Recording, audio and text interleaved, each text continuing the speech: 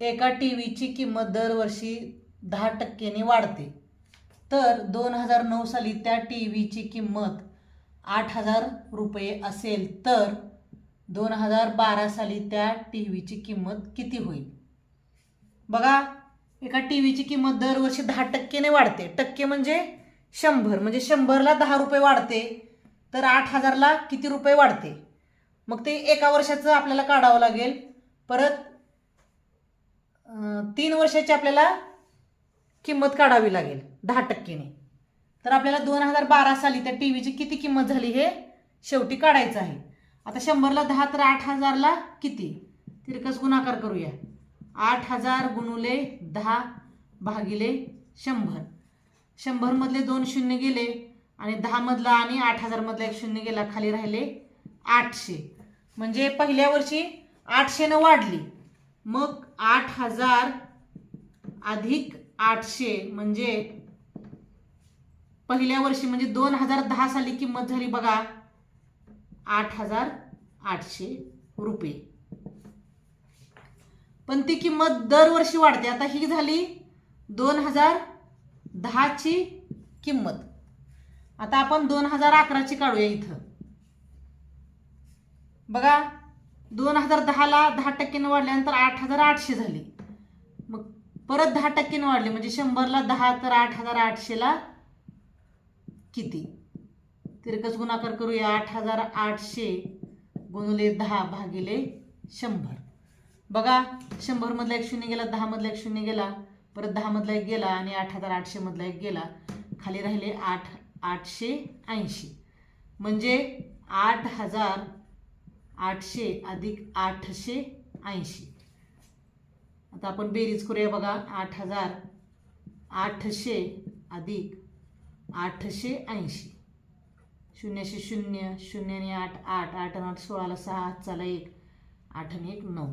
म्हणजे 2011 साली झाली किंमत 9,680 रुपये.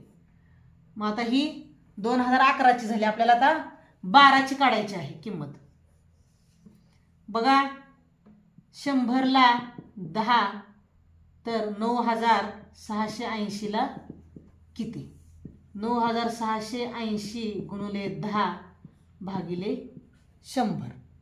बघा, 100 मधले 2 शून्य गेले आणि 10 मधला 1 आणि 9,680 मधला 1 शून्य गेला, खाली राहिले 968 रुपये आणि किंमत वाढली.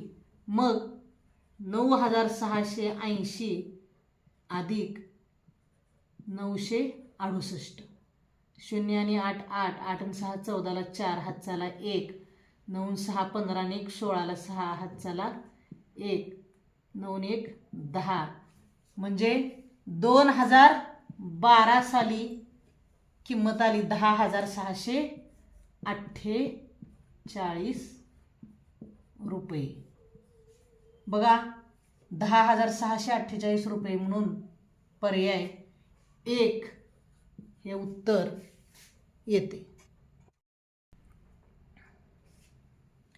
एका टीव्हीची किंमत 20%ने वाढल्याने तिचा खप 20%ने कमी झाला तर पूर्वीच्या उत्पन्नात किती फरक पडेल? बघा, हा प्रश्न सोडवण्याची ही सोपी ट्रिक आहे. वाढ वजा घट वजा वाढ गुणिले घट भागिले 100. घट म्हणजे कमी. घट म्हणजे काय? कमी. बघा, आता वाढ किती झाली अगोदर? 20% वजा घट किती झाली म्हणजे कमी किती झालं उत्पन्न? 20%ने. वजा वाढ 20 गुणिले घट 20 भागिले 100. आपण या सूत्रामध्ये किमती टाकल्या बघा. आता 100 मधला 1 शून्य गेला, ह्या 20 मधला 1 शून्य गेला, 10 मधला 1 शून्य गेला, ह्या 20 मधला 1 शून्य गेला, 20 मधून 20 गेले, शून्य राहिले, वजा 2 दुणे 4. म्हणजे उत्तर काय आलं? ऋण 4. ऋण 4. ऋण म्हणजे काय? कमी. किंवा वजा म्हणजे काय? कमी. म्हणजे ऋण 4 म्हणजे 4% घट. उत्तराला जर ऋण चिन्ह आलं तर घट समजायचं आणि धन असेल तर वाढ समजायचं. उत्तराला ऋण चिन्ह आलं आहे म्हणून 4% घट, म्हणून पर्याय 1 हे उत्तर येते.